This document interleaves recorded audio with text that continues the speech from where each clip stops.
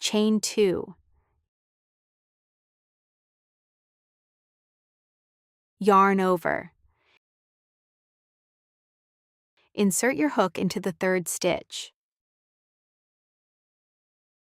Yarn over and pull through the stitch.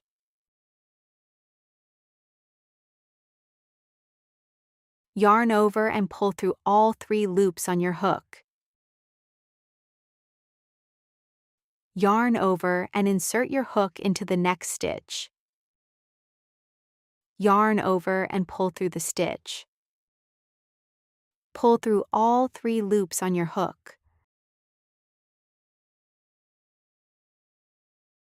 Yarn over and insert your hook into the next stitch.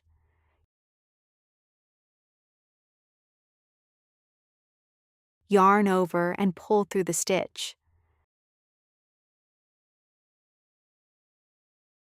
This is how you make a half double crochet.